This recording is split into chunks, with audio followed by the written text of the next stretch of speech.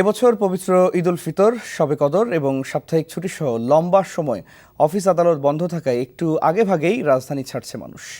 তাই বাসের টিকিট পেতে খুব একটা বেগ পেতে হচ্ছে না ঢাকাবাসীকে। ঈদ উপলক্ষে বাসের অগ্রিম টিকিট বিক্রির দ্বিতীয় দিনে গাবতলী সহ অন্য বাস টার্মিনালগুলোতে খুব একটা ভিড় লক্ষ্য করা যায়নি। অন্যান্য দিনের মতোই ছিল অনেকটাই স্বাভাবিক। এদিকে ট্রেনের অগ্রিম টিকিট বিক্রি শুরু হচ্ছে আগামীকাল বুধবার থেকে। এদিন বিক্রি হবে ১ জুলাইয়ের টিকিট। এভাবে ২৬ জুন পর্যন্ত টানা ৫ দিন চলবে ট্রেনের অগ্রিম টিকিট বিক্রি। এছাড়া অন্যান্য বছর সকাল ৯টার পরিবর্তে এবছর কমলাপুর রেল স্টেশন থেকে টিকিট পাওয়া যাবে সকাল ৮টা থেকে।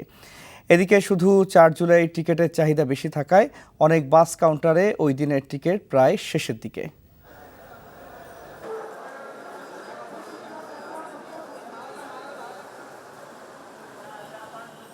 আগেভাগেই যাচ্ছি, কারণ এরপর আবার ভিড় হবে বেশি।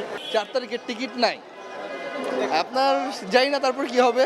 টিকিট আছে, শেষের দিকে হয়তো খুঁজতে হবে আর কি।